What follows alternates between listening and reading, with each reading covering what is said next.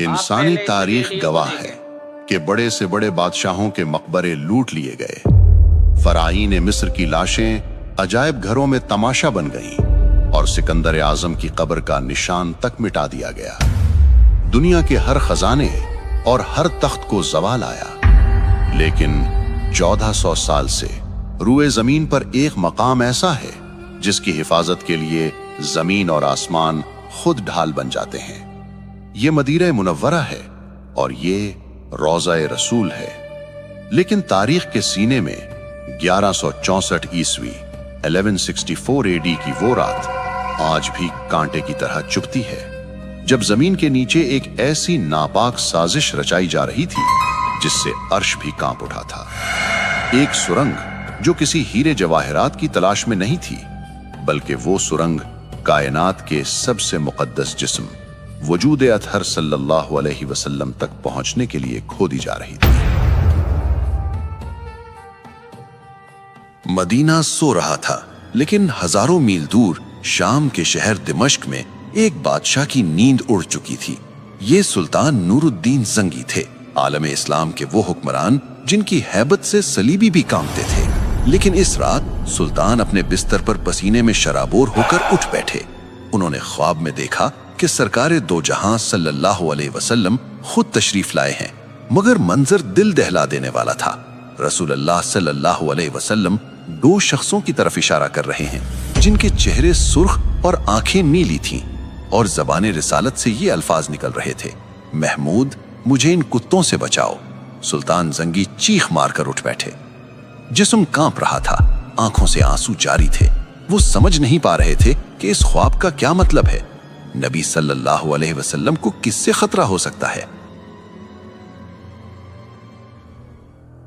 سلطان نے وضو کیا، نفل پڑھے اور دوبارہ لیٹ گئے، مگر خواب پھر آیا۔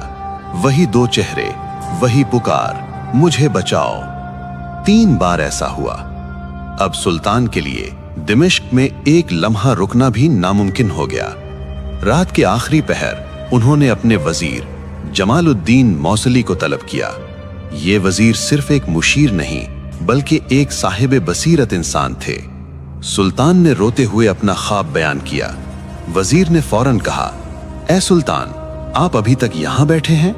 مدینہ منورہ پر کوئی بڑی آفت آئی ہے، آپ کو فوراً وہاں پہنچنا ہوگا۔ اسی وقت حکم جاری ہوا۔ یہ کوئی سرکاری دورہ نہیں تھا، یہ ایک خفیہ مشن تھا۔ سلطان نے 20 بہترین گھڑ سوار اور بہت سارا مال و دولت ساتھ لیا اور دمشق سے مدینہ کی طرف ہوا کے گھوڑوں پر سوار ہو گئے۔ تاریخ لکھتی ہے کہ وہ سفر جو مہینوں میں طے ہوتا تھا، سلطان نے صرف 16 دن میں طے کر لیا۔ وہ راستے میں کہیں نہیں رکے، نہ آرام کیا، نہ سوئے۔ ان کی آنکھوں میں صرف ایک ہی تصویر تھی، وہ 2 خوفناک چہرے۔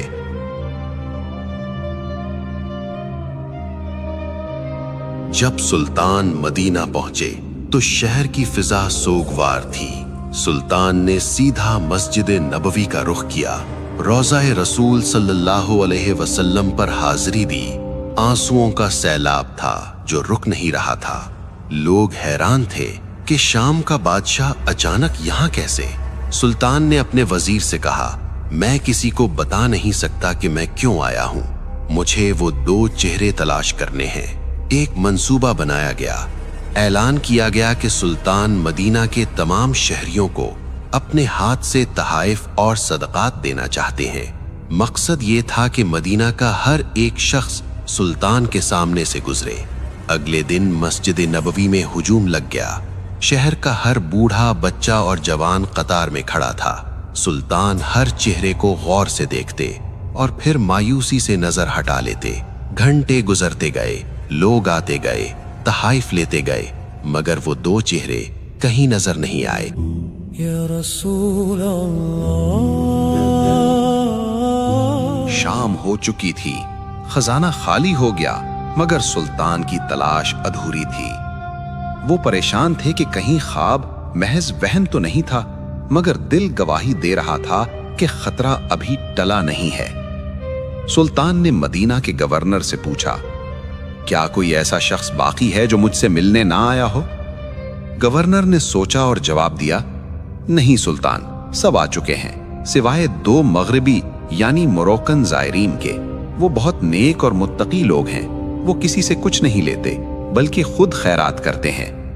ये सुनते ही सुल्तान नूरुद्दीन जंगी की आंखों में एक चमक आ गई। उनका दिल जोर से धड़का। उन्होंने हुक्म दिया, इन्हें फौरन मेरे पास लाओ।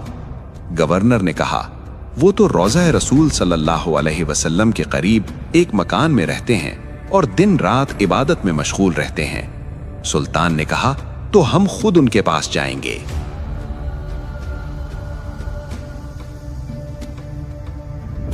सुल्तान अपने मुहाफिजों के साथ मस्जिद नबवी के करीब इस छोटे से मकान में दाखिल हुए।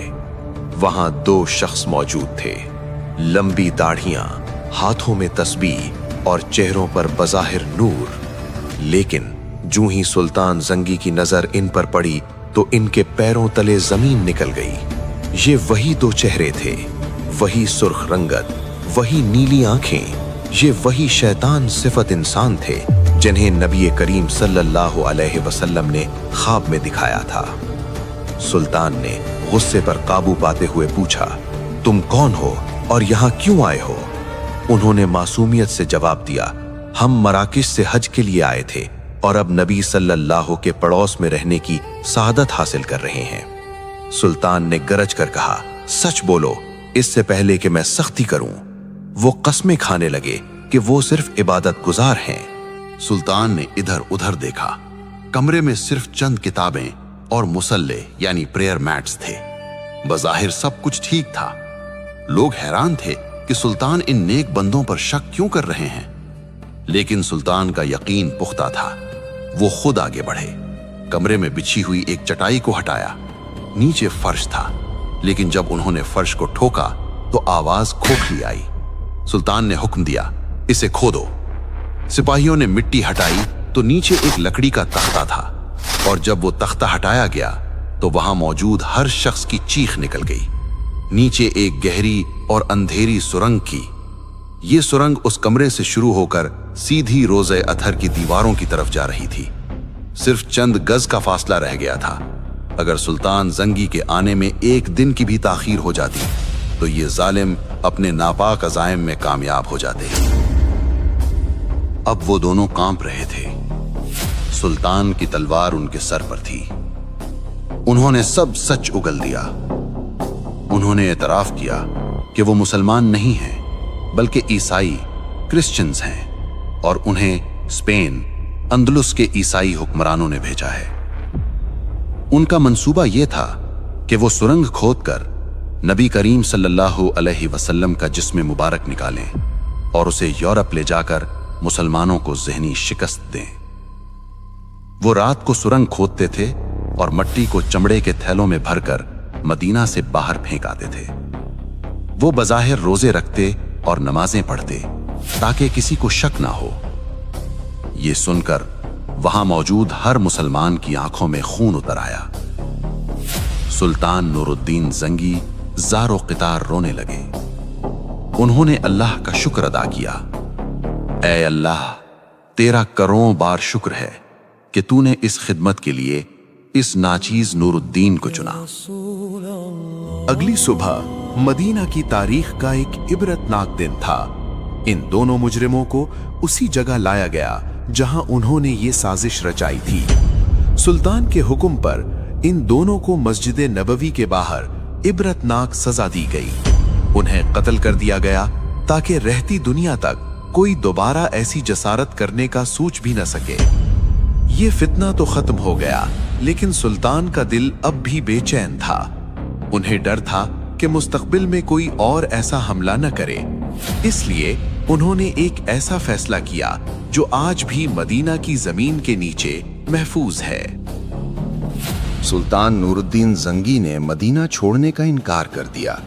उन्होंने माहिर तामीरात यानी आर्किटेक्ट्स को बुलाया और हुक्म दिया कि मुझे रोज़े रसूल सल्लल्लाहु अलैहि वसल्लम के गिर्द एक ऐसा हिसार चाहिए जिसे कोई लोहा न काट सके और कोई सुरंग न तोड़ सके। फैसला हुआ कि सीसा पिलाई हुई दीवार बनाई जाएगी।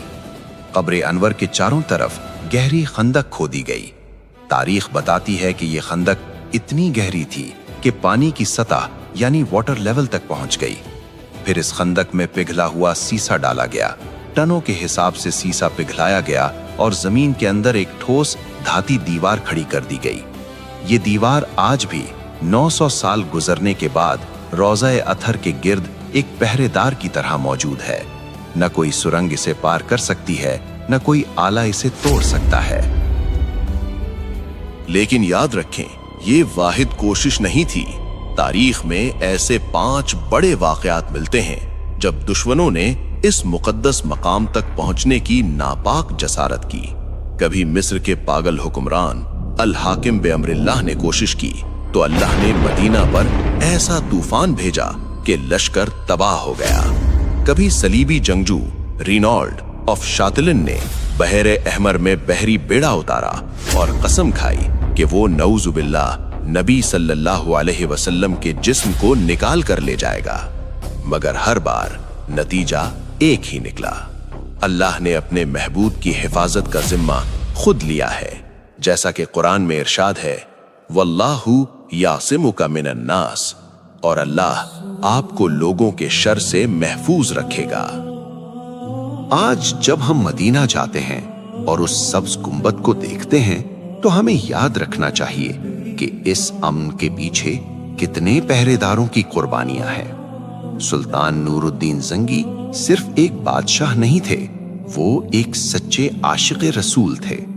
अल्लाह ने उन्हें बादशाहत इसलिए दी थी ताकि वो अपने हबीब सल्लल्लाहु अलैहि वसल्लम के आराम की हिफाजत कर सकें।